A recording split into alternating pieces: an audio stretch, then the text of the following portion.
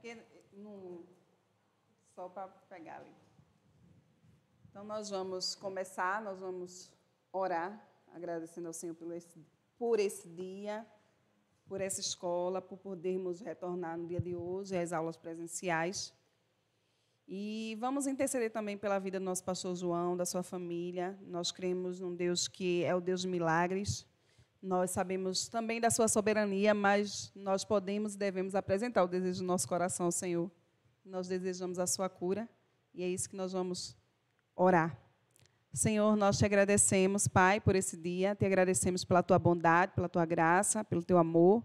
Nós te agradecemos, Senhor, porque no dia de hoje podemos retomar as aulas presenciais. Te agradecemos por cada um que pôde chegar até aqui. Senhor, e queremos te pedir que teu Espírito Santo nos auxilie na compreensão da tua palavra, Senhor. Que sejamos não somente aqueles que recebem a tua palavra, mas que também colocam ela em prática, Pai. Ó Deus, nessa hora nós queremos mais uma vez apresentar diante de ti a vida do teu filho, nosso querido irmão, pastor João da Cruz, como também a vida da pastora Lita. Ó Senhor, nós clamamos, ó Pai, pela tua intervenção, tua mão poderosa de cura sobre a sua vida. Nós repreendemos todo espírito de morte sobre a vida dele, sobre a vida da pastora, sobre a vida daquela família. Nós clamamos porque cremos que tu és poderoso para fazer, Senhor. Nós te agradecemos, Senhor, porque a tua palavra nos diz: quer morramos, quer vivamos, nós somos de Jesus e nossa vida é dele. E isso nos dá alegria, descanso e deleite. Em nome de Jesus. Amém. Então, nós vamos hoje concluir esse submódulo do módulo A Escola do Espírito, que é o submódulo A Vida no Espírito. E hoje a gente vai conversar um pouquinho a respeito do fruto do Espírito, poder interior, entre outras coisas. Então, eu queria que você abrisse aí a sua Bíblia em Gálatas, capítulo 5. Nós vamos ler a partir do versículo 16. Gálatas 5, de 16 a 23. Gálatas 5, de 16 a 23.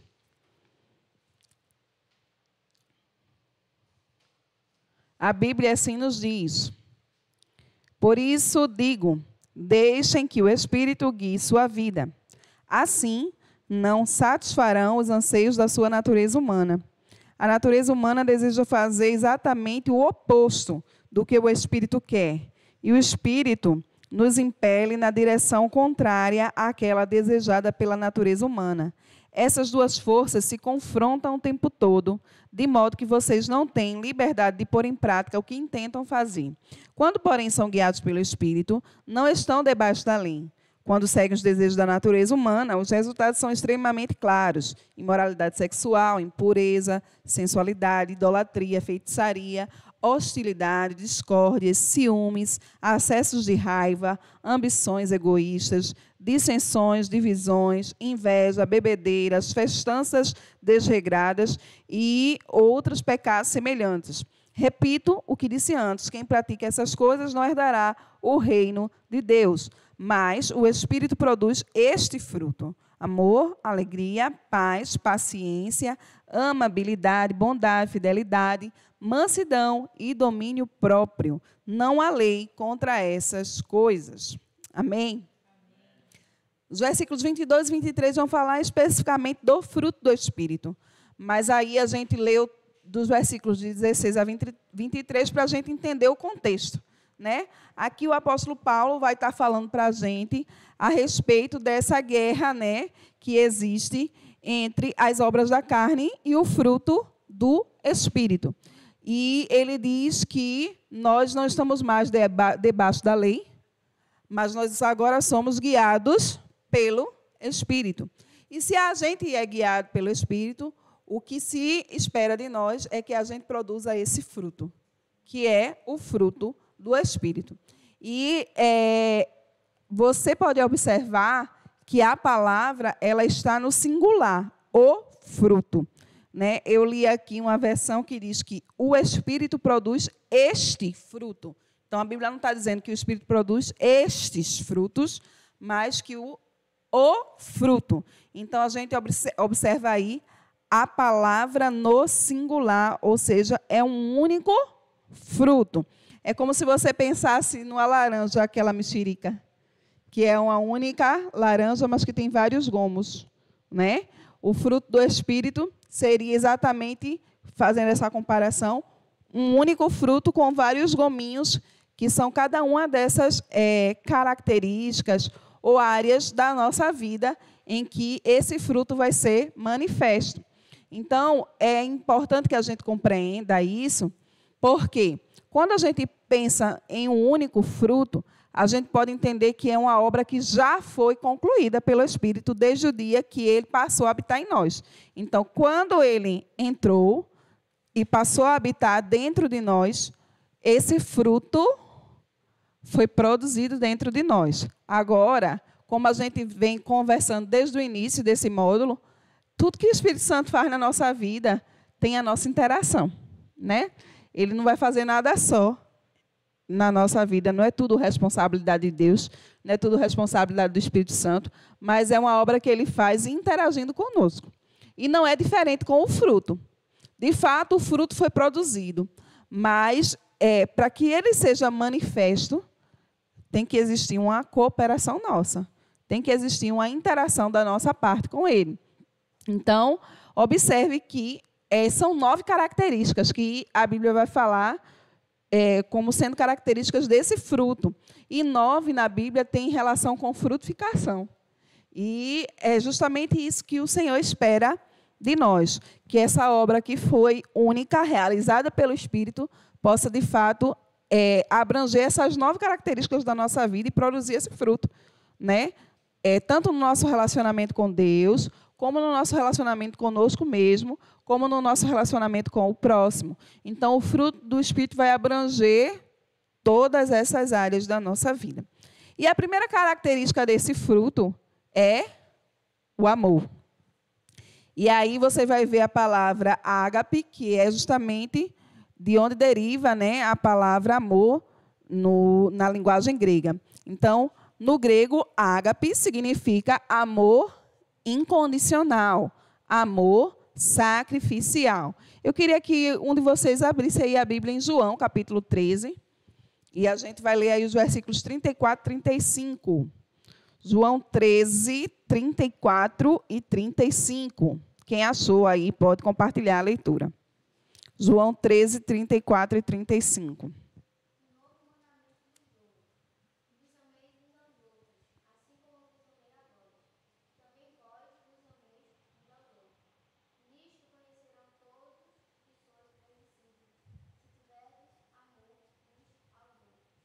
Então, observa, Jesus está dizendo que nos deu um novo mandamento. E que mandamento é esse? Que nós devemos amar uns aos outros. Por quê?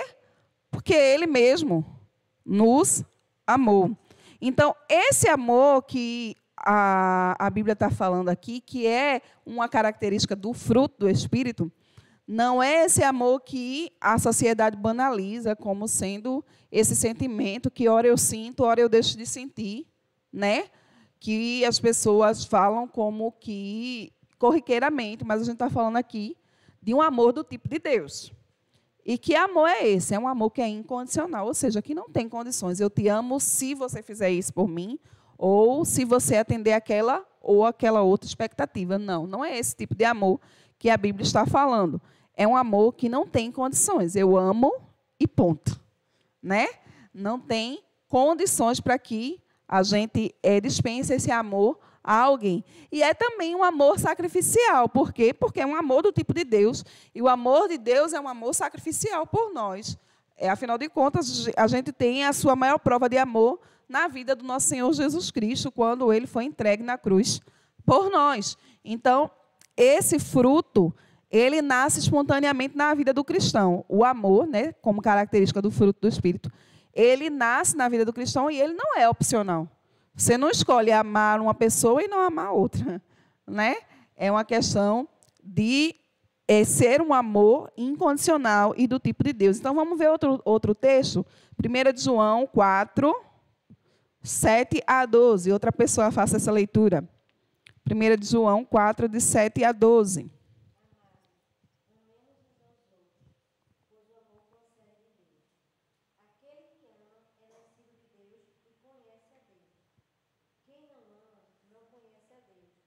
porque Deus é amor. Foi assim que Deus manifestou o seu amor entre nós. Enviou o seu Filho unigênito ao mundo, para que pudéssemos viver por meio dele. Nisto consiste o amor. Não é que nós tenhamos amado a Deus, mas em que ele nos amou e enviou o seu Filho como propiciação pelos nossos pecados. Amados, visto que Deus assim nos amou, nós também devemos amar uns aos outros. Ninguém jamais viu a Deus. Se amarmos uns aos outros, Deus permanece em nós, e o seu amor está aperfeiçoado em nós. Veja que coisa extraordinária que a Bíblia está nos dizendo. Ela está falando, mais uma vez, do tipo de amor de Deus. Ela começa dizendo que nós devemos amar uns aos outros, porque o amor vem de Deus, e todo aquele que ama é nascido de Deus e conhece a Deus, e quem não ama não conhece a Deus, porque Deus é amor. E aí, no final desse texto que a Adriana acabou de ler, ele vai dizer que ninguém já viu a Deus. Você vai lembrar lá da experiência de Moisés, pedindo para ver o Senhor. E aí o Senhor disse assim, não, olha, você vai ver somente as minhas costas quando eu passar. E a gente tem essa compreensão de que a gente não pode, que Deus não se manifestou, de que Deus não se revelou. Primeiro porque a gente não suportaria a sua glória, vendo Ele na glória que ele tem. E também porque Deus não queria que o homem tivesse a sua imagem gravada, para que não se fizesse uma imagem de escultura e se prostrasse diante daquela imagem para adoração. Mas uma forma de Deus ser expresso é através do amor. A Bíblia diz que ninguém jamais viu a Deus, mas o amor ou a pessoa de Deus pode ser reproduzida na nossa vida através do amor. Quando eu amo, quando eu tenho um amor do tipo de Deus, as pessoas veem Deus em mim. Entende? Então, é como se a imagem de Deus tivesse sido manifesta através da minha vida.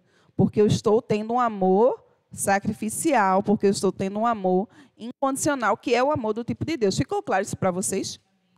Então, é mais ou menos isso que a Bíblia quer nos dizer a respeito de o amor de Deus sendo reproduzido na nossa vida. Então, a gente vai ver agora a segunda característica do fruto do Espírito, que é qual, minha gente? A alegria, que do grego é chara.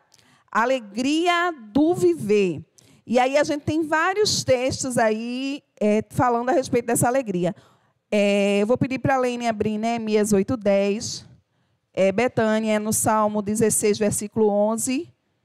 E Magal no João 15:11. E a gente vai ver aí esses versículos.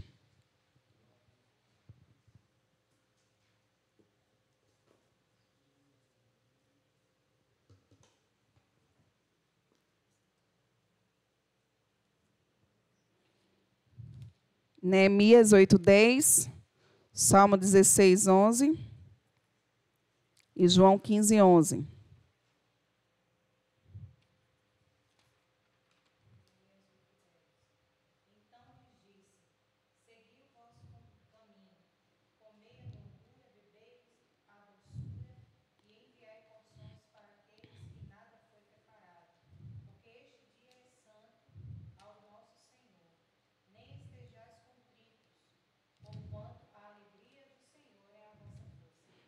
Olha aí, a alegria do Senhor é a nossa força.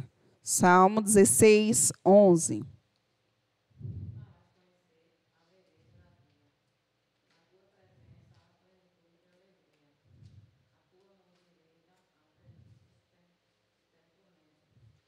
Então, o texto do Salmo 16, verso 11, nos diz que na presença de Deus há abundância de alegria. Agora, João 15:11.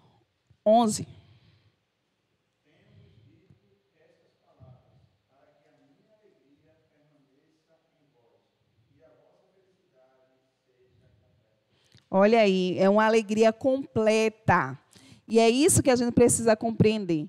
Porque quando a gente relaciona aos sentimentos que o mundo expressa, eles estão sempre relacionados às circunstâncias. Da mesma forma que o amor no mundo é circunstancial, a alegria também é circunstancial. Mas, na presença de Deus, não. A alegria ela é completa. Por quê? Porque ela não está relacionada às circunstâncias. Pelo contrário, ela está relacionada à presença de Deus. E essa presença, ela é perene, ela é permanente. Nós estamos contristados diante de tantas notícias que nós temos vivido, né, de pessoas estando enfermas. Isso nos traz um sentimento de tristeza, de pesar, é verdade. Mas a nossa alegria, ela não é roubada.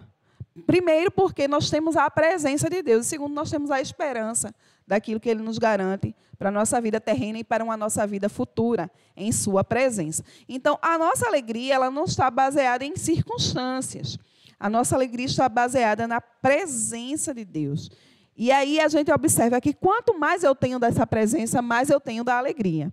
Vê lá em Atos 13, versículo 52.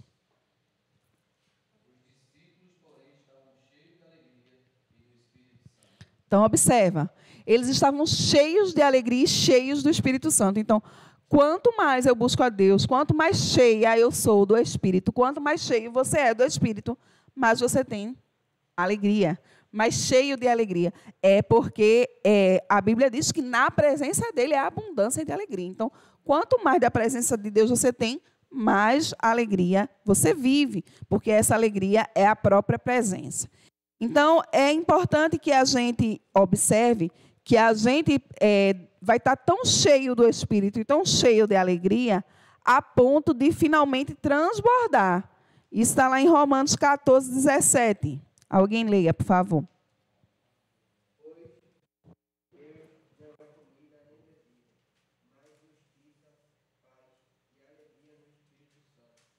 Amém. Então, você transborda a fim de estabelecer o reino. E esse reino é o quê? Justiça, paz e alegria. Então, o reino de Deus não é comida nem bebida. O que é que a Bíblia está querendo dizer? O reino de Deus não somente são coisas materiais, mas o reino de Deus é justiça, paz e alegria. Ele veio nos trazer alegria, alegria completa. Então, esse texto aí já falou da próxima característica do fruto do Espírito, que é a paz, né? Então, nesse fruto a gente já viu o amor, a alegria e agora a paz. Paz do grego, eirene. E essa paz significa serenidade e bem-estar total. Você vai lembrar da palavra shalom, mas shalom é no hebraico, tá, gente? Que é lá no Antigo Testamento, que usava o hebraico. No grego, já no Novo Testamento, é eirene. E aí, é esse bem-estar total. O que é bem-estar total? É bem-estar em todas as áreas da nossa vida. É ter paz, independente das circunstâncias. Mais uma vez, a gente vai ver isso. Agora, lá em João 14, 27.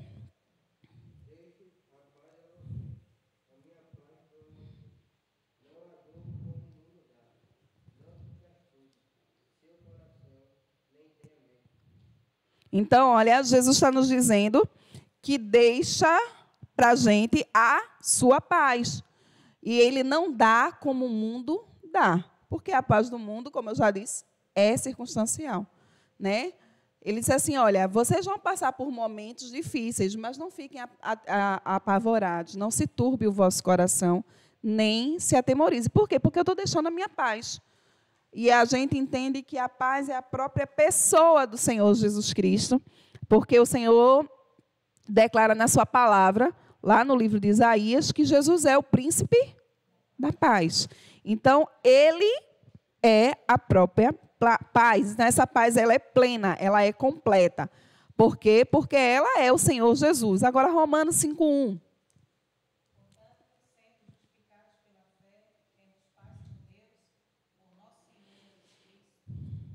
Então, observa, o que é que a Bíblia está dizendo? Que nós temos paz com Deus por nosso Senhor Jesus Cristo. Quando a gente pensa na obra de justificação, que é isso que o texto que Helene acabou de ler falou, sendo justificados pela fé, temos paz com Deus, a gente remete logo à salvação. E, de fato, é isso. Mas a salvação, ela quer dizer, segundo esse texto aqui, que houve uma obra de pacificação entre nós e Deus, né? Porque a Bíblia diz que antes nós éramos inimigos, então a gente vivia em guerra com Deus. A nossa situação, mesmo que não fosse uma guerra declarada, que a gente achasse que até era bonzinho, né? Mas o nosso coração era dominado pelo pecado. Então, Deus não tem comunhão com o pecado. Então, existia uma separação, existia uma guerra entre nós. E a obra da cruz fez com que a paz pudesse voltar a existir entre nós e o Senhor. Então, é uma obra de pacificação. O Senhor Jesus conquistou isso na cruz por nós. Ou seja, é a plena certeza de que eu tenho paz com Deus, de que eu posso me relacionar com Ele. Eu não preciso mais ter medo. Por quê? Porque agora eu posso entrar em plena confiança no Santo dos Santos, porque Jesus operou essa obra de pacificação entre mim e o Deus Pai. Filipenses 4:7.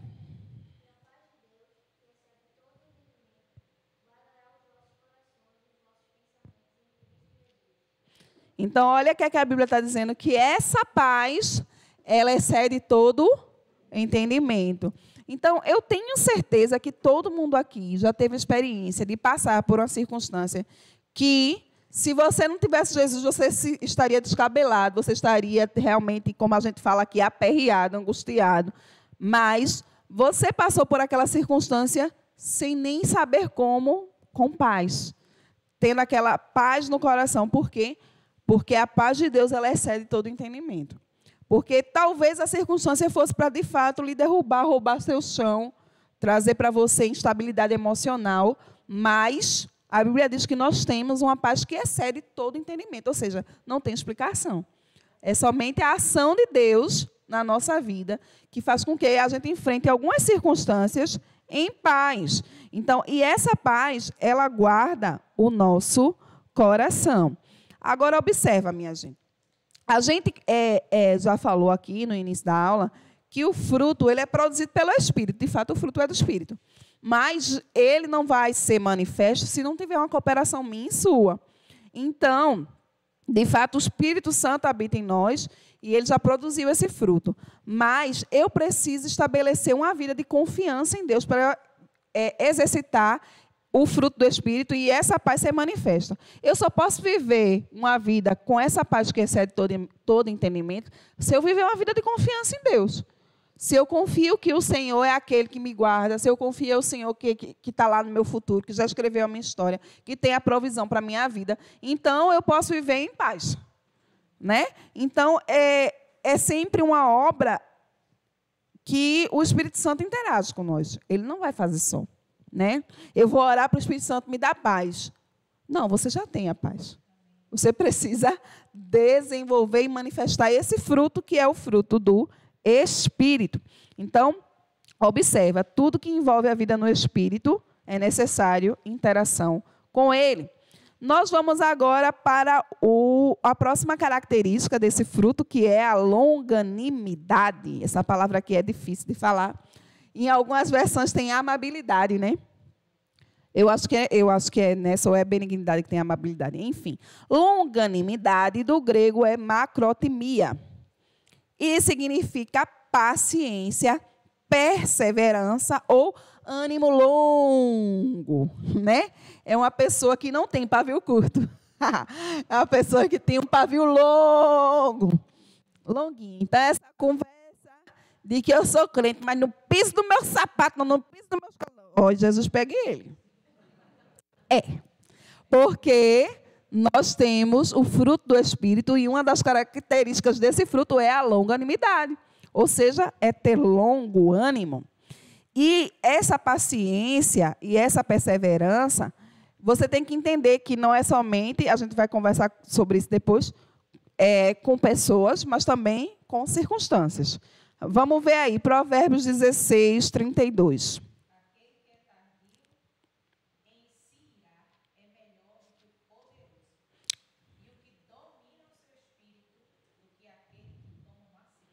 Olha aí, então a Bíblia está dizendo que aquele que é tardio em se irar, ele é poderoso, é melhor que o poderoso. Então, existe um poder em ser longânimo.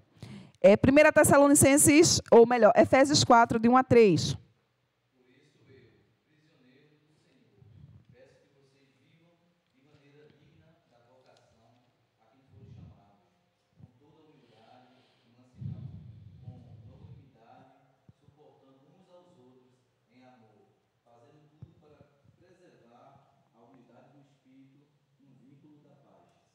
Olha aí, então, Paulo está aí orientando que a gente deve viver em longanimidade. E 1 Tessalonicenses 5,14.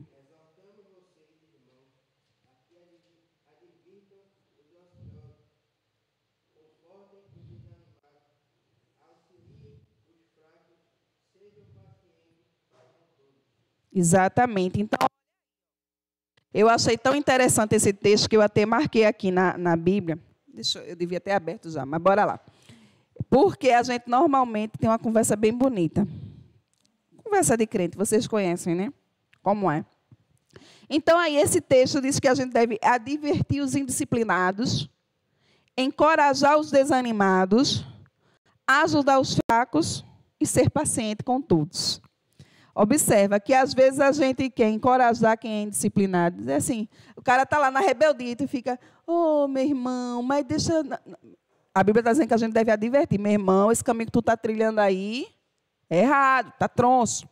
E, às vezes, a gente quer advertir o desanimado. O cara lá está sofrendo. Por exemplo, uma pessoa que está com alguém enfermo, numa situação dessa que a gente tem enfrentado, né? De alguém estar enfermo da sua família, e a pessoa está lá chorando, é normal, minha gente. Todo mundo vai ficar entristecido numa situação dessa. Aí você chega para alguém que está passando por uma situação dessa, e em vez de você chegar lá com uma palavra de encorajamento, dizer, meu irmão, eu estou com você, estou orando, vai dizer, tu não tem fé, não? Às vezes faz isso, os crentes bonitos, né, que tem. Então você quer advertir quem está desanimado. Não, você tem que encorajar quem está desanimado. Meu irmão, eu estou com você. Estou aqui orando, a gente está junto. E ajudar os fracos e ser paciente com todos. Essa parte de ser paciente com todos, ou seja, ser longânimo com todos. A gente diz assim, com fulano eu tenho mais paciência, não. Você já disse isso? Né? Às vezes a gente diz assim, já desisti, tenho paciência mais não. Olha, não venha não, vem nem me conta essas histórias de fulano, que eu não tenho nem paciência para ouvir, não quero nem saber. Eu já disse isso, né? E a Bíblia me deu a tapa na cara. Porque eu tenho que ter paciência com todos. Então, essa é uma característica do fruto do Espírito que nós precisamos exercitar. E não somente com pessoas, minha gente, como eu disse para vocês, mas também com circunstâncias. Existem promessas de Deus que elas foram liberadas para nós há tanto tempo. E como parece ao nosso ver que está demorando, a gente perdeu a paciência. E a gente perdeu a perseverança. E o Senhor está dizendo que a gente precisa ser longânimo, que a gente precisa ter longo ânimo para aguardar o dia da promessa. Ô, glória, né, Silvano? Então é isso. Então vamos ter um ânimo longo para aguardar o cumprimento da promessa. A outra característica é o quê? Benignidade. Do grego, Christos. Isso. É justamente a capacidade de fazer o bem como uma qualidade do coração, da emoção. É uma disposição no coração de fazer o bem. Lucas 6, de 27 a 28.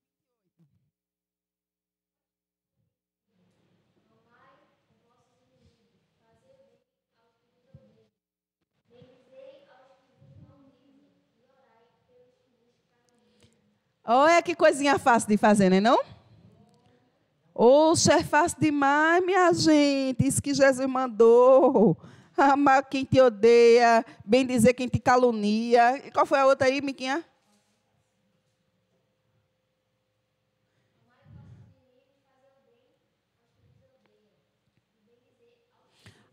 Isso, bem dizer os que nos maldizem. Então, observa. Você acha que a gente faz isso na força do nosso braço? Não faz, porque a gente quer cuspir no olho. Falar mal de mim, eu vou falar também. Eu quero dar um murro. É verdade ou não é, minha gente? É. A gente, na nossa natureza, a gente quer revidar. A gente quer ter razão. Mas, na realidade, a benignidade é uma disposição no coração, nas emoções, de fazer o bem e fazer o bem a todos. E isso não pode ser feito pela nossa força, a não ser por uma intervenção do próprio Espírito Santo, que produz o fruto que tem essa característica de ser benigno. Nós só podemos viver em benignidade se formos controlados pelo Espírito Santo de Deus. Romanos, capítulo 2, versículos de 10 a 11.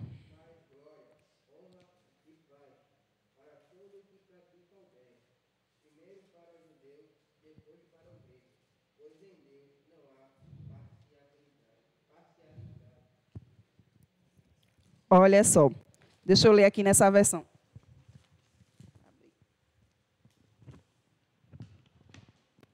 Romanos 2,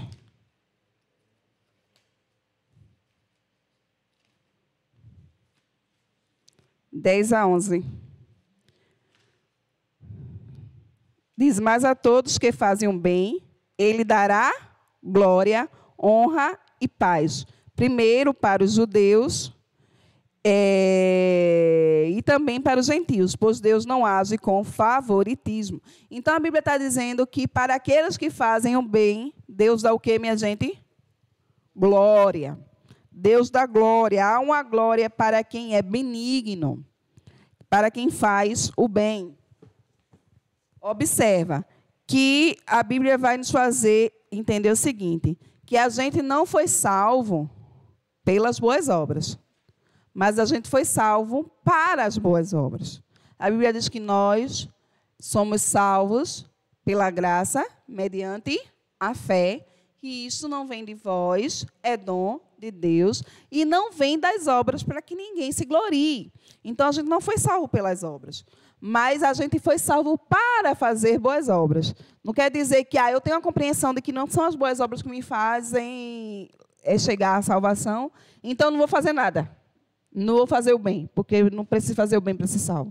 Não. Você vai fazer o bem por quê? Porque é uma glória nisso. A Bíblia acabou de nos dizer isso nesse texto de Romanos. Então, observa. O Senhor espera. Há uma responsabilidade nossa de fazer o bem. Mas isso não deve ser feito como que por uma obrigação, mas uma disposição de coração de fazer o bem. Romanos 12, 21. Eita, Gálatas 6, 9.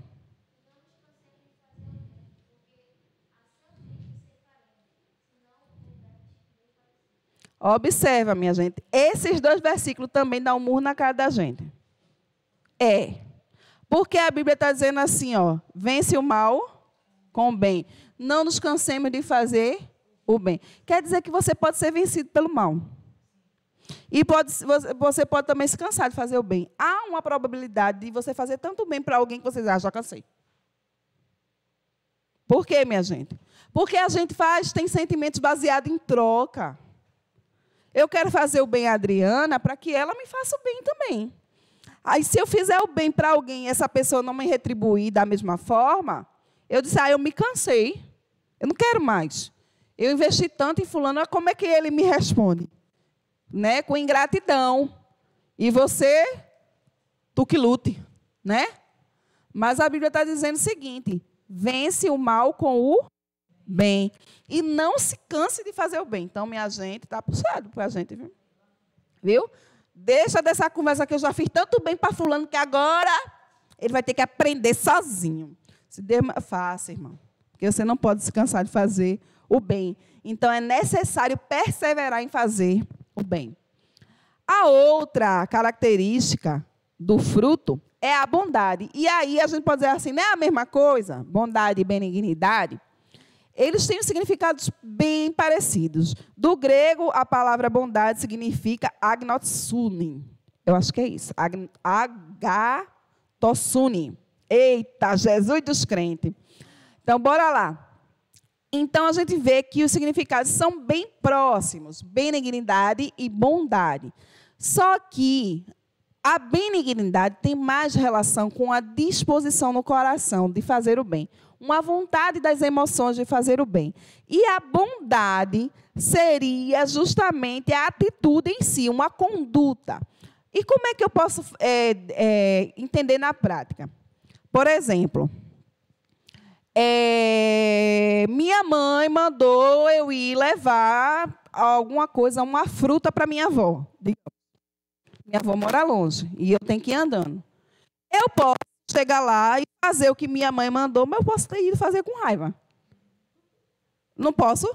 Poxa, só tem eu para fazer. Eu já fiz isso, minha gente. Vamos confessar os pecados, né? Então, eu posso fazer o bem para minha avó, que é levar uma fruta, sem ter sido benigna com ela, porque eu não tive uma disposição de coração de fazer o bem. Eu fiz porque alguém mandou, mas eu não queria fazer. Mas quando eu tenho benignidade e bondade, não, claro, eu vou fazer o bem porque eu amo, e no meu coração eu tenho essa disposição. E eu vou e faço a atitude, eu cumpro a atitude com bondade. Deu para vocês entenderem? Então, a benignidade é uma disposição no coração e nas emoções. E a bondade é a prática, é a conduta, propriamente dita. Vamos ver lá Deuteronômio 28, de 47 a 48, e Romanos 15, 14.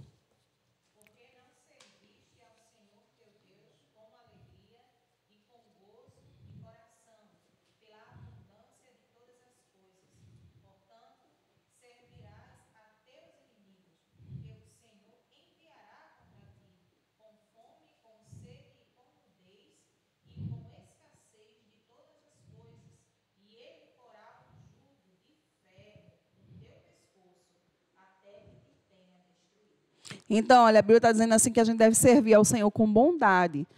Tanto uma disposição do coração, quanto a própria atitude de fazer.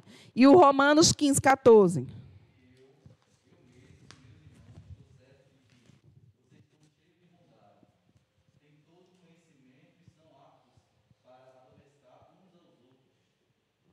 Então, olha, cheios de bondade. O Senhor espera isso. Não somente que a gente tenha conhecimento, que Silvano leu nesse texto aqui, eles também eram cheios de conhecimento. O Senhor não quer somente uma igreja cheia de conhecimento, mas também cheia de bondade. Às vezes a gente tem tanto conhecimento de Deus, tem tanta revelação da sua parte, mas a gente não consegue auxiliar alguém que está do nosso lado com bondade. Então o Senhor espera que a gente seja cheio de conhecimento, mas cheio de bondade também. A outra característica do fruto é a fidelidade, do grego pistis, que significa lealdade ou fé. E aí, vamos ler Mateus 24, 45. Mateus 25, 21. E depois 1 Coríntios de 4, de 1 a 2. Mateus 24, 45. Alguém pode ler?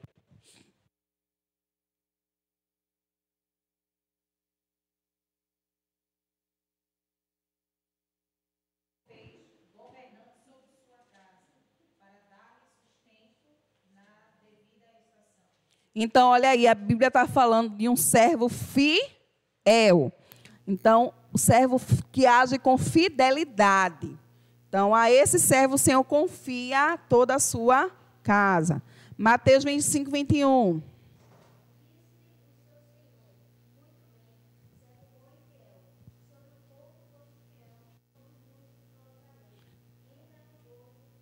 Olha aí aquilo que você quer escutar do seu Senhor naquele grande dia, né? Servo bom e fiel. 1 Coríntios 4, de 1 a 2.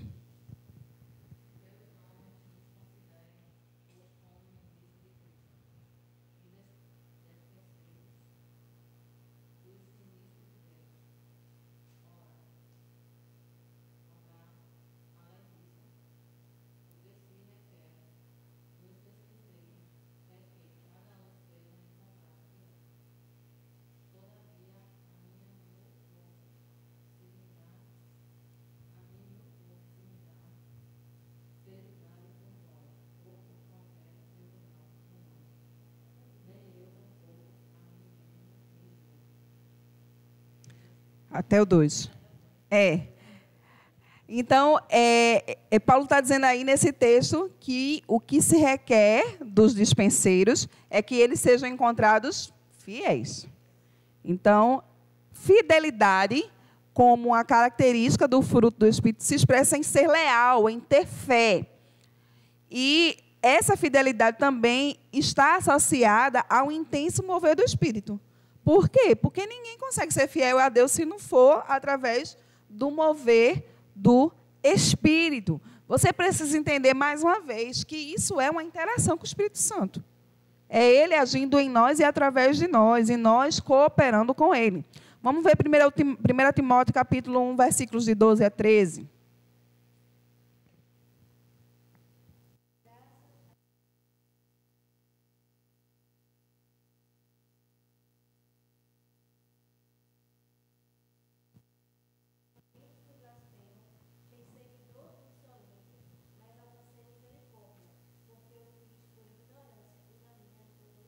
Observa, Paulo aí está defendendo o seu ministério apostólico, dizendo que ele dá graças a Deus por ter sido considerado o quê? Encontrado fiel. Ele disse, olha, antes eu vivia uma vida completamente desviada da vontade de Deus. Mas, pela minha fidelidade, o Senhor me colocou em um lugar distinto. Ele me deu honra. Ele me fez dispenseiro do ministério apostólico. Então, observa. Vou dizer com isso para vocês que a nossa resposta de fidelidade a Deus vai nos levar a um lugar distinto nele. Ou seja, Deus vai nos destacar, entre outros, quando a gente permanecer fiel. Fidelidade gera da parte de Deus na nossa vida nos elevar de posição. O Senhor eleva aos fiéis. Ele destaca, porque às vezes, minha gente, isso a gente tem falado muito nesses dias. As pessoas, nos tempos de hoje, a igreja, de uma maneira geral, tem vivido um tempo em que a busca por ser influente no mundo, pelas pessoas, ser conhecido e reconhecido, né? A gente tem muita questão de redes sociais, de seguidores, e não tem nenhum problema com isso. Mas a grande questão é se você é reconhecido no mundo espiritual, se você é destacado no mundo espiritual. E esse destaque, esse reconhecimento só vem a partir de uma vida de fidelidade. Foi isso que Paulo nos disse aí nesse texto que foi lido. Agora a gente vai para essa característica, a 8ª, que é a mansidão. Lá do grego, praotes. E mansidão significa suavidade. Eita, Jesus. Crente manso, né? Vamos lá, Números 12, 3.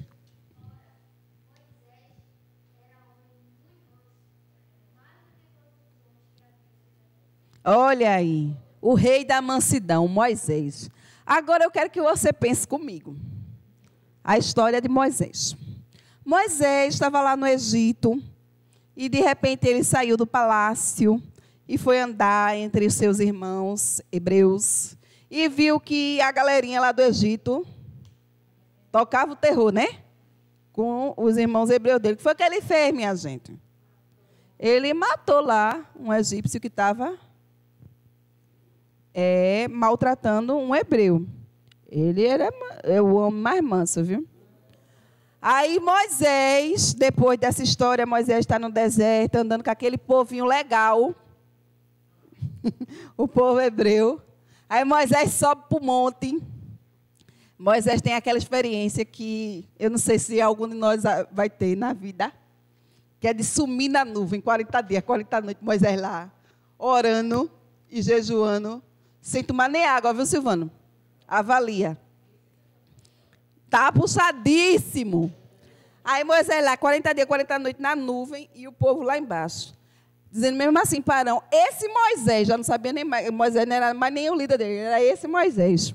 Esse Moisés que subiu, a gente sabe nem, ele sumiu. O povo disse lá embaixo, olha, a gente sabe se ele vai voltar, não. Aí disse o quê, Parão? A gente precisa ter um Deus para adorar. Aí pegou, fez o bezerro de ouro. Aí Moisés está lá na glória, no manto, no mover. Deus escreveu as leis nas tábuas e deu para Moisés. Moisés desce. Quando chega lá embaixo, vê o povo tudo destrambelhado. De ouro. Moisés faz o quê, minha gente? Bem manso. Pá! Quebra as tábuas da lei. O que é que eu quero dizer com isso? Que esse homem que matou outro, que esse homem que quebrou as tábuas da lei, ele passou por um processo. Ele não era o homem mais manso da terra. Ele passou por um processo para se tornar manso. Né? Eu acho que o povo hebreu foi a escola de Moisés, né? De mansidão.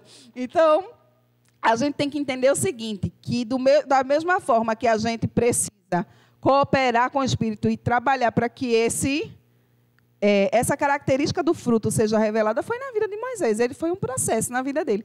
E também é um processo na nossa vida. A gente tem muitas vezes essa capacidade de dizer de que eu sou assim mesmo, é meu jeito. Né? Eu, às vezes, até brinco aqui. Jesus salva, mas não educa, né? Porque tem gente que é só a graça, né? Só dando patada nos outros, né? Mas é um processo de transformação, como foi na vida de Moisés. A gente passa por esse processo para que esse fruto, para que essa característica, melhor dizendo, do fruto, seja revelada na nossa vida, que é a mansidão. Mateus 5,5, vamos ler.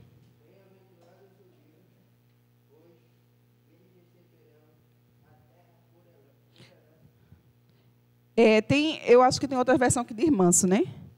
5. Isso. Mateus 5,5. E Mateus 11:28.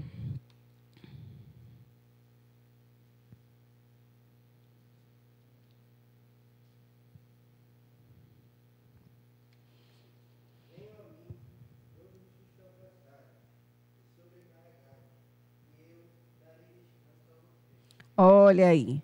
Jesus está dizendo assim, olha, que nos dá descanso, que nos dá suavidade. Mansidão também é essa questão de suavidade. Ou seja, você está cansado, você está sobrecarregado, você está estressado. Jesus está dizendo, vem para mim, que eu vou tornar suave. Né? Eu tenho mansidão para você. Então, esse fruto, a gente tem como referência o próprio Senhor Jesus Cristo. Ele era a nossa referência, ele é a nossa referência de mansidão. E a última característica é o domínio próprio. Encrateia, do grego. Vitória sobre o desejo. Esse é um negócio bom. Porque, não é quem não tem domínio próprio, tem um demônio próprio. É exatamente isso. A gente precisa entender que essa é uma luta que nós temos que travar diariamente. Todos os dias, sermos vitoriosos diante dos nossos desejos. A Bíblia vai nos dizer isso lá em Gênesis, capítulo 4. Eu vou ler esse texto. Versículos de 6 a 7.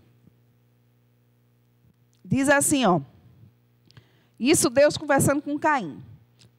Por que você está tão furioso? O Senhor perguntou a Caim. Por que está tão transtornado? Se você fizer o que é certo, será aceito. Mas se não fizer, tome cuidado. O pecado está à porta, à sua espera, e deseja controlá-lo. Mas você é quem deve dominá-lo. Então, olha, o Senhor estava dizendo a Caim, está dizendo para nós, que o pecado todo dia vai bater na nossa porta. Mas nós temos domínio próprio. Nós temos condições, capacidade dada por Deus, porque temos o fruto do Espírito, de dominar. Ou seja, dominar o desejo carnal. Vamos lá, Atos 24, 25. A outra pessoa leia.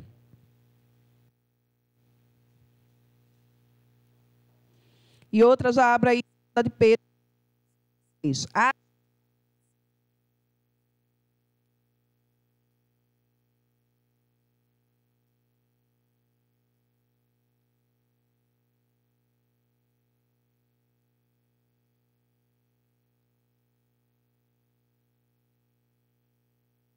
Então, aí a gente está diante de um texto que Paulo está falando, lá uma autoridade romana, discussando sobre a justiça, a Lene leu sobre temperança.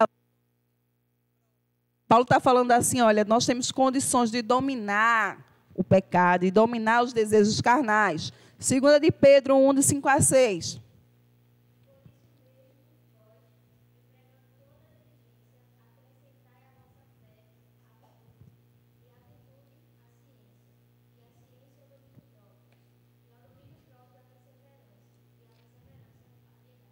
Exatamente. Então, acrescentar o domínio próprio.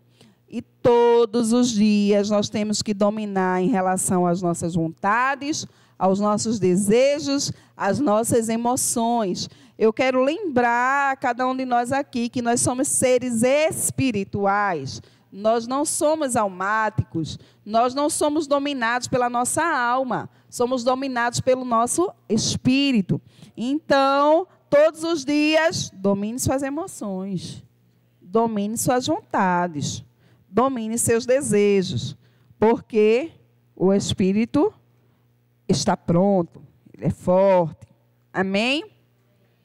Olha, a gente precisa entender o seguinte, que o Espírito Santo já nos deu todas as ferramentas para produzirmos o fruto e cabe a nós desenvolvê-los, tá certo? Então, é uma interação.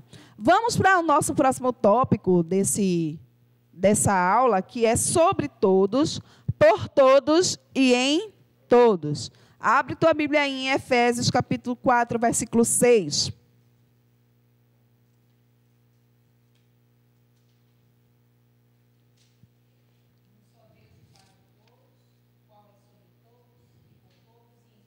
Exatamente. Então, sobre todos, por todos e em todos. Esse versículo vai nos apresentar os 3 aspectos da ação de Deus e do seu Espírito em nossas vidas. Sobre todos, por todos e em todos. Eu queria que você entendesse que isso muitas vezes vai acontecer de forma simultânea. Sobre todos, em todos e por todos. Mas a gente divide aqui para que seja didático, para que você consiga compreender. O sobre todos, ele tem relação com a unção. Sobre todos. E o que é Deus agindo através de nós? É uma capacitação divina, é uma capacitação especial para a gente cumprir determinado propósito. Então, isso é unção. Isso significa Deus sobre todos. E a gente vai ver alguns textos que vão falar a respeito disso, de Deus sobre todos. Lucas 4, 17 a 19.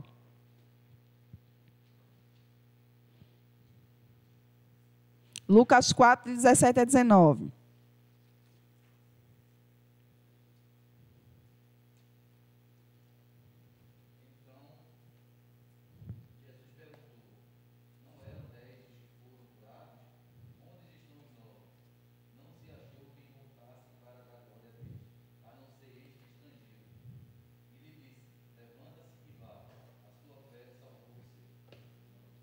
Eu acho que eu botei a referência errada, tá, gente?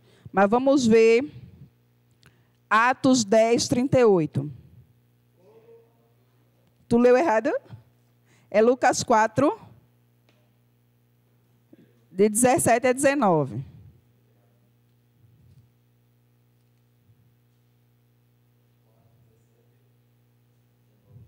Isso.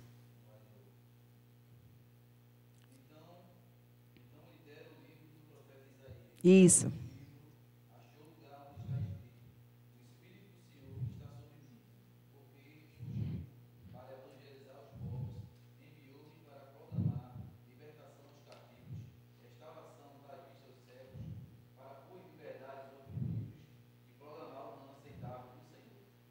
Amém. É esse. Então, aí a gente vê a unção sobre, o Espírito sobre. O Espírito do Senhor está sobre mim, me ungiu para.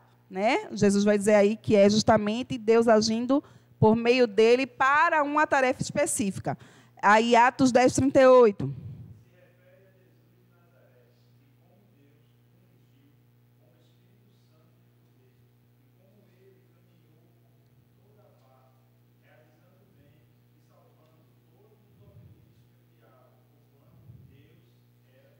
Exatamente. Então, mais uma vez aí, recebeu a unção, Deus ungiu para, né, salvar e curar. Atos 1:8.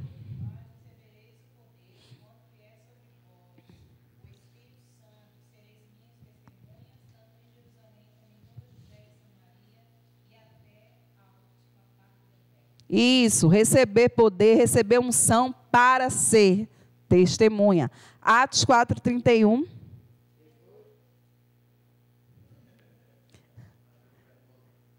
Lê, Adriana. Depois de orarem, tremeu o lugar em que estavam reunidos. Todos ficaram cheios do Espírito Santo e anunciavam corajosamente a palavra de Deus. Olha aí, receberam uma unção para anunciar a palavra de Deus. Então, esse Deus sobre todos é esse Deus agindo através de nós para uma tarefa específica. Agora, por todos, tem relação com a fé. Deus é por todos e Ele age em nosso favor. Romanos 8:31.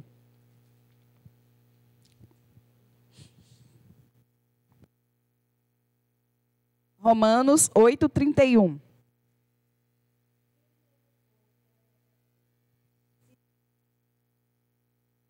Isso. Deus por nós.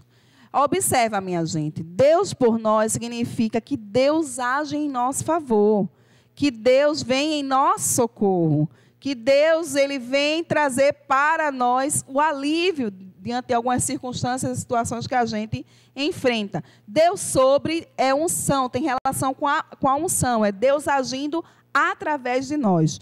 Deus por todos tem relação com a fé. Eu creio que eu tenho um Deus que age por mim, age em meu favor. É andar em fé. E a gente precisa entender que nós vivemos na vida da igreja, na história da igreja, melhor dizendo, já de maneira muito forte esses dois momentos, né, esses dois aspectos da ação de Deus.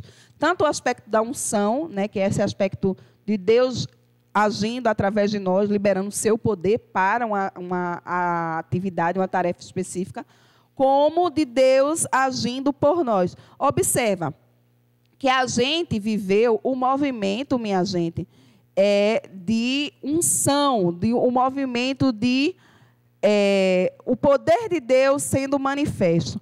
E isso a gente observa nos movimentos, depois da reforma protestante, a gente vai ver o movimento do mover do Espírito, da Rua Azusa, onde veio aquele grande avivamento, né? E esse mover do Espírito, da unção, do poder de Deus, ele foi sobrenatural, ele varreu a terra. Depois disso, a gente viveu um grande movimento, que foi o movimento da fé, que é justamente o movimento da palavra da fé. E as pessoas começaram a pregar a respeito da fé. E no mundo todo se levantaram grandes evangelistas falando de fé, grandes pregadores da palavra, que liberavam a palavra da fé, e curas e sinais começaram a acontecer no mundo todo. Nós agora estamos vivendo nesse terceiro aspecto. E esse talvez seja o mais importante e o que a gente dê menos valor. Por quê? Porque os dois primeiros são mais visíveis, são mais exteriores. E a gente normalmente dá mais valor ao que a gente vê, né? A gente tem essa coisa de eu vi e parece que aquilo me empolga mais do que aquilo que eu não estou vendo. O aspecto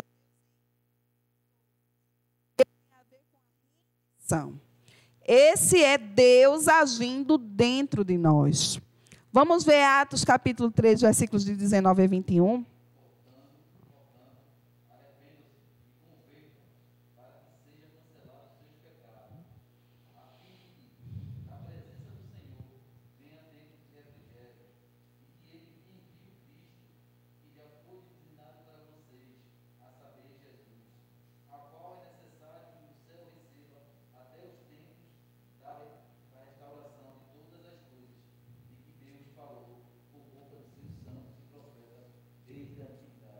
Então, observe, a Bíblia está dizendo o seguinte, que há uma expectativa do céu pela restauração do seu povo aqui na terra. Que a igreja, que o povo de Deus seja restaurado. E a Bíblia está dizendo assim, olha, que o céu está retendo Jesus. Ou seja, que Jesus ainda não veio, que Jesus ainda não voltou, porque essa obra de Deus em todos, ou seja, de Deus em nós, ainda não foi completa. Que Deus agindo em nós representa a nossa total rendição a Ele. A restauração da nossa vida. O que é que eu quero dizer com isso? É claro, minha gente, que nós já passamos pelo processo de... A gente já entregou a nossa vida a Jesus. Mas eu estou falando de rendição, que é algo que vai além. É não ter mais vontade, é não ter mais desejo, a não ser a própria vontade de Deus. É aquilo que Paulo disse, eu não vivo mais, mas Cristo vive em mim. Então, a gente precisa chegar nesse nível de fé e de relacionamento, de não ter mais vontade. E a Bíblia vai nos dizer lá em 1 de João, capítulo 2, versículo 27. 1 de João 2. Pode ler, Adriana.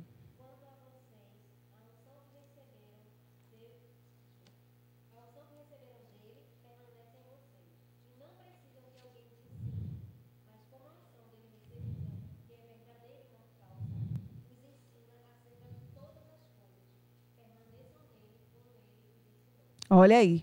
Então, a Bíblia está dizendo assim que a gente deve permanecer. É justamente sobre isso. A gente já recebeu, mas a gente precisa permanecer nessa unção. E essa unção não é essa primeira, que é Deus sobre, mas é uma unção de Deus agindo em nós, dentro de nós, no nosso homem interior.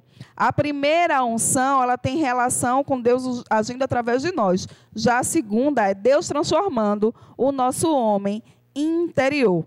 1 Coríntios 13, de 1 a 3.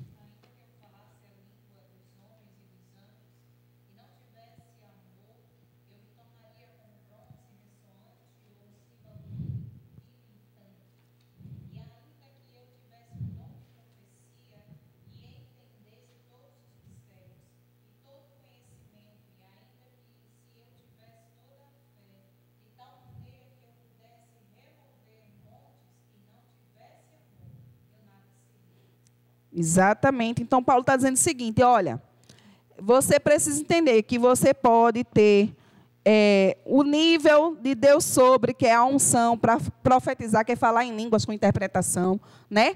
Você pode ter o nível de Deus por todos, que é a fé, que é fé para dizer ao monte, se lance de um mar, daqui para o outro lado, enfim, e as coisas acontecerem. Mas se você não tiver amor, amor é dentro, é a motivação do coração. Né? Se o seu homem interior não tivesse sido transformado por Deus agindo em você, nada disso vai valer a pena. Por quê? Porque o Senhor Jesus, diante dele, vão dizer, Senhor,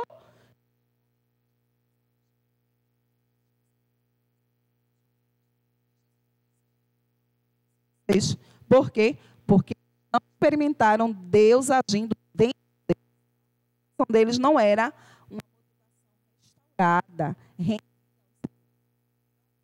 essa grande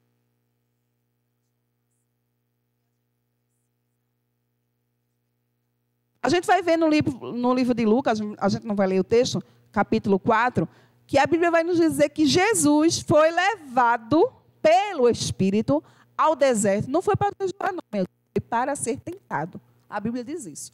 Que Jesus foi levado pelo Espírito ao deserto para ser tentado. E porque ele iria ser tentado, ele jejuou. Entendeu? Então, Jesus, ele foi para o deserto para ser tentado e nessa situação ele jejua. Aquele processo, Jesus era um homem. Então, ele precisava passar pelo processo de ser impactado com Deus nele, Deus agindo dentro dele.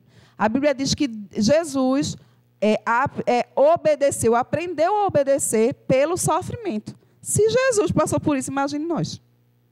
A gente se acha umas cocadinhas, né? A última coca do deserto, porque não quer passar por esse nível de transformação que o próprio Senhor Jesus passou. Então, a gente precisa entender que conquistas interiores precedem as conquistas exteriores. Muitas vezes a gente quer, sabe, estar lá naquele lugar, experimentar do mover, da unção, enfim, de tanta coisa, de milagre, de sinais, de cura, de ser o showman de Deus. Mas você precisa entender que você precisa, e eu preciso passar por essa ação de Deus em mim para ser rendida a Ele. E o último aspecto que a gente vai ver na aula de hoje é o poder interior, que está muito interligado com essa questão da rendição. 2 Coríntios 3, de 7 a 11, alguém leia.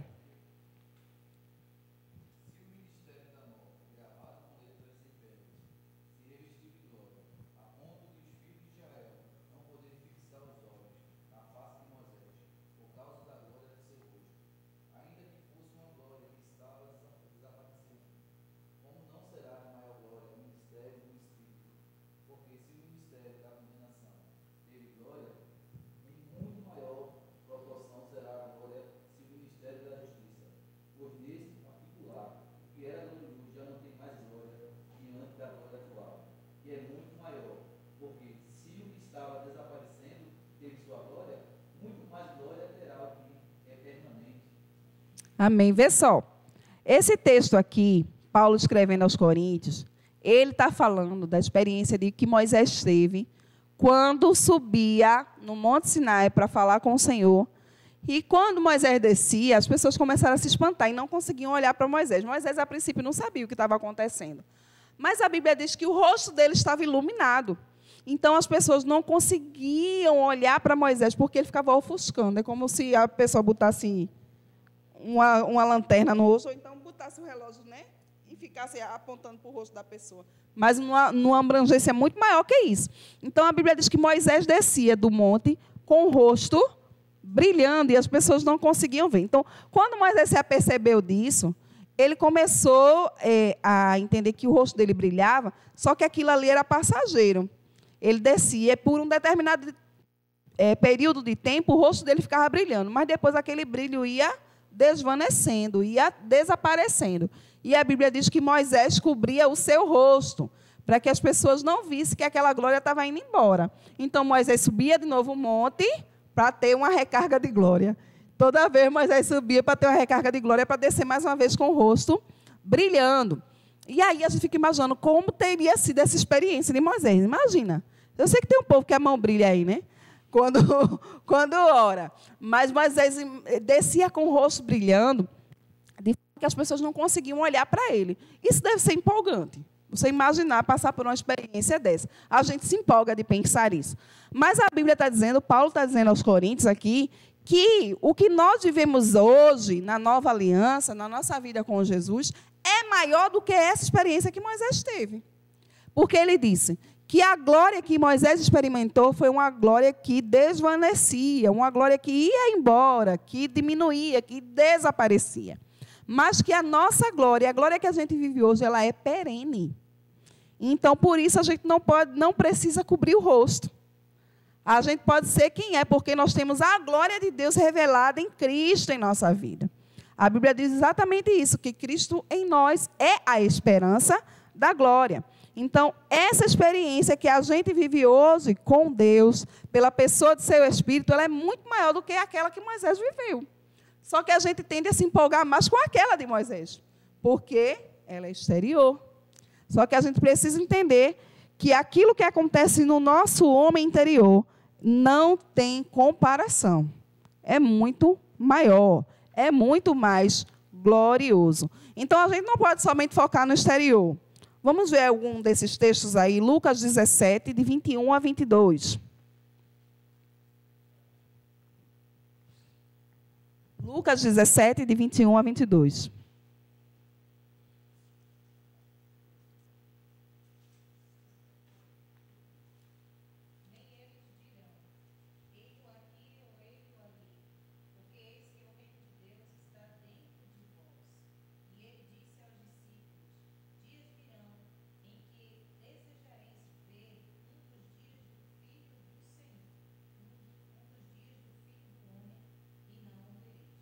Jesus está dizendo aos discípulos, porque ele está dizendo assim, olha, quando é que vai vir o reino de Deus?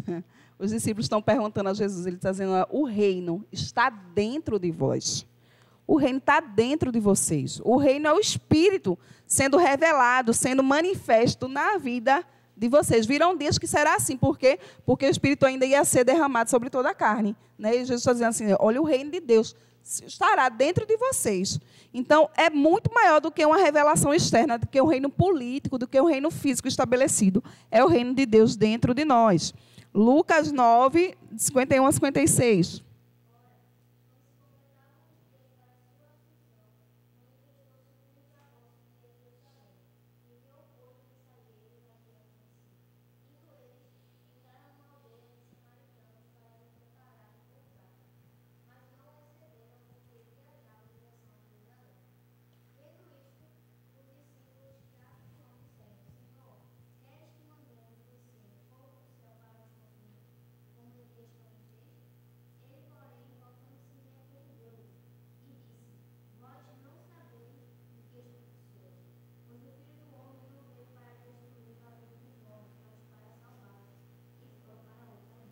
Observa, minha gente, os discípulos estão andando com Jesus em direção a Jerusalém e eles passam por uma aldeia de samaritanos, só que os samaritanos não recebem Jesus ali, porque ele estava se dirigindo para Jerusalém. E os discípulos ficam tudo com raiva, brabinho, tudo siri na lata, feito um povo que eu conheço. Aí, diz assim, oxe, esse povo aqui, os samaritanos, logo os samaritanos não quer receber a gente. Como assim? Ó, Senhor, o Senhor não quer que a gente mostre para eles o poder da gente, não? A gente manda a palavra aqui, cai fogo do céu, que nem Elias fez. Olha. Menino, Jesus disse, peraí, menino, presta atenção. Você não sabe que espírito vocês têm, não? De que espírito vocês sois? Jesus disse. Então, observa, Jesus não estava preocupado com a manifestação do poder exterior, não. Ele estava preocupado com a vida dos discípulos. Eles tinham que saber de que espírito eles eram.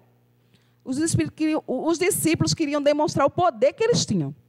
Diz assim, olha, como Elias fez, Elias era o showman, não era? Elias orava, não chovia, orava, chovia. Ou Elias dizia assim, olha, imagina aquela cena de Elias falando com os profetas de Baal. Ele deve estar dormindo. Ele deve ter ido no banheiro, né? E depois Elias disse assim, olha, molha aí, molha bem muito, derrama um bocado de água. E Elias, quando ora, cai fogo do céu e consome aquela oferta ali. Então, observa. Da manifestação exterior. Só que Jesus queria que eles entendessem que dentro deles tinha um espírito, que era um espírito de paz. E eles precisavam de transformação interior.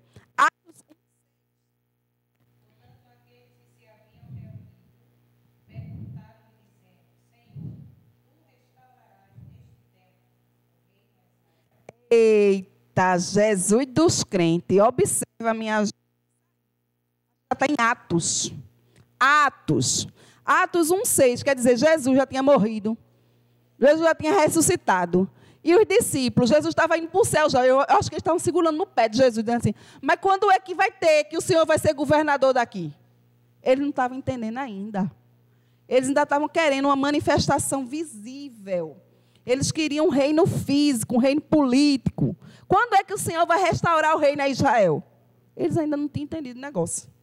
Então, Jesus disse assim, olha, minha gente, não é assim. Vocês vão entender quando descer sobre vós o Espírito Santo.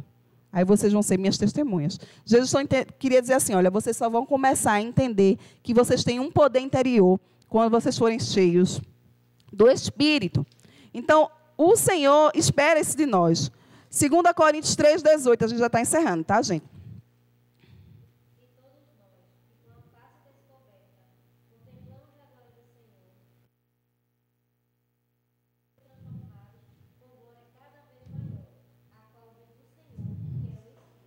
Aleluia. Então, ele está dizendo assim, olha, porque o povo lá, Moisés, cobria a sua face, mas nós, com o rosto descoberto, podemos nos expor e seremos transformados de glória em glória pelo Espírito.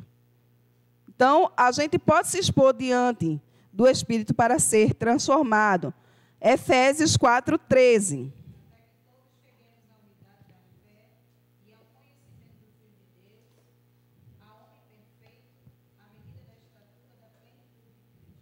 Então, a gente tem que ser transformado para quê? Para chegar à estatura de Cristo.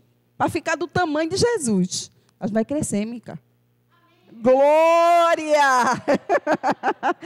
Então, é esse o desejo de Deus, é que a gente chegue à estatura de Jesus, né? No nosso homem interior, que a gente passe por essa transformação interior, de forma que a gente fique a cada dia mais semelhante a Jesus. Vamos ver Efésios 3.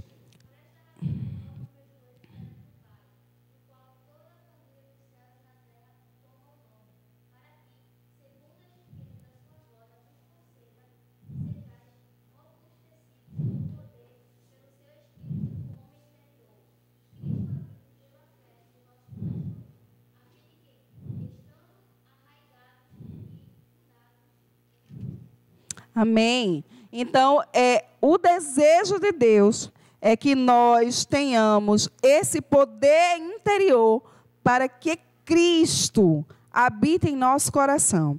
Ou seja, para que a gente seja semelhante a Ele, para que a cada dia eu possa mortificar a minha carne, para que a cada dia eu seja mais semelhante a Jesus.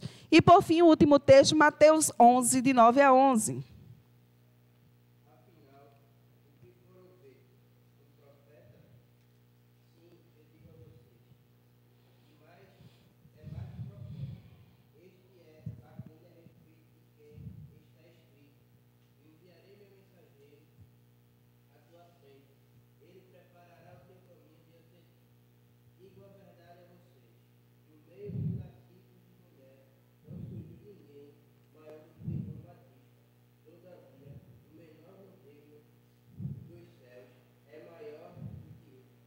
Olha aí.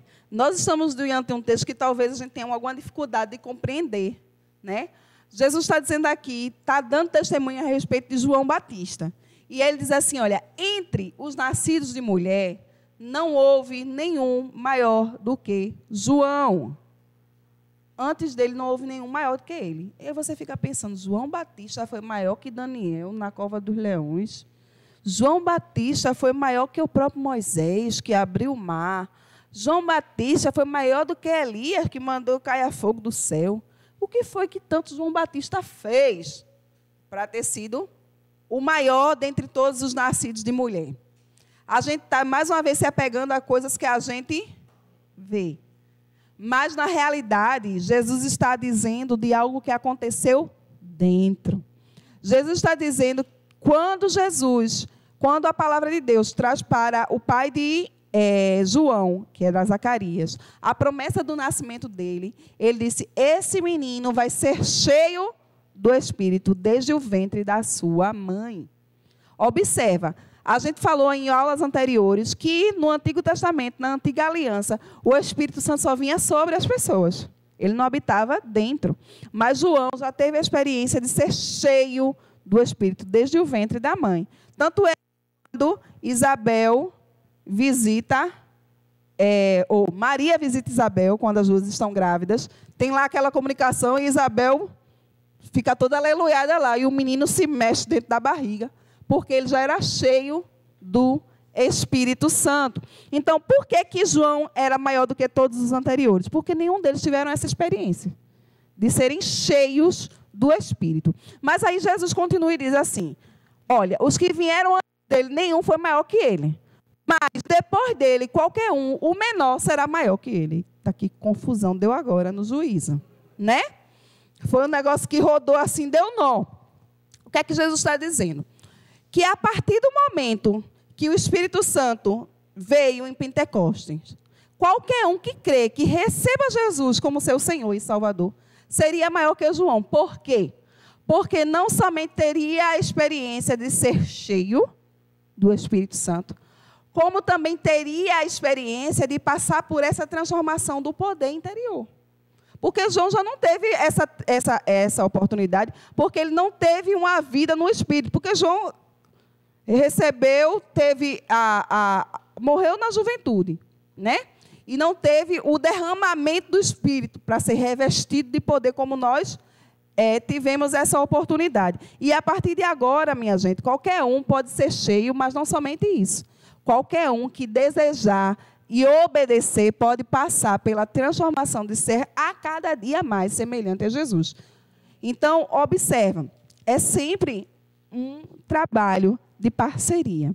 O Espírito Santo habita em nós, nós somos guiados por esse Espírito, nós somos revestidos por esse poder, nós temos o fruto do Espírito, mas nós decidimos se queremos viver uma vida que a cada dia mortifica a carne, para ser mais semelhante a Jesus. Então, o desejo de Deus para nós é que a gente faça essa escolha, a escolha de ser mais semelhante a Jesus. Então, na próxima, que vai ser do Espírito. Então, a respeito do aí ligado, que a gente tem muito ainda para aprender a respeito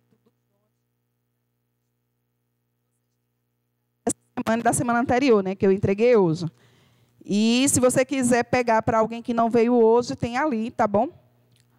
Você pode levar e entregar. Vamos ficar de pé para a gente orar.